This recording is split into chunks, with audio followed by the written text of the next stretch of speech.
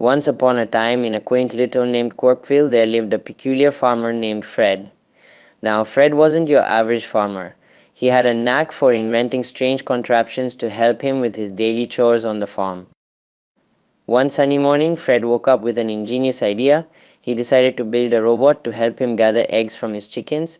He rummaged through his workshop, collecting old gears, wires, and bits of metal to assemble his creation. After hours of tinkering and tweaking, Fred proudly unveiled his creation Egbert, the egg collecting robot. Excitedly, Fred set Egbert loose in the chicken coop, instructing him to collect eggs and bring them back to the farmhouse. However, Egbert seemed to have a mind of his own.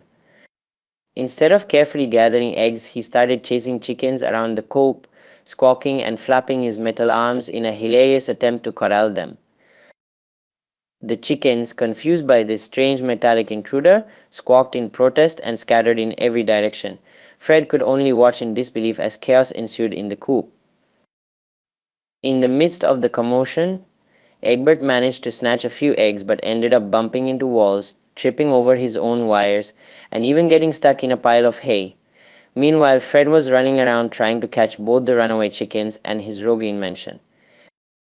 By the time Fred managed to wrangle Egbert and the chickens back into order, he was covered in feathers, hay, and egg yolk from head to toe. Sitting amidst the chaos, Fred couldn't help but burst into laughter at the ridiculous scene before him. From that day on, Fred decided that perhaps he didn't need a robot to help him with his chores after all. He might stick to good old-fashioned manual labor at least until he could come up with a robot that wasn't quite so quirky.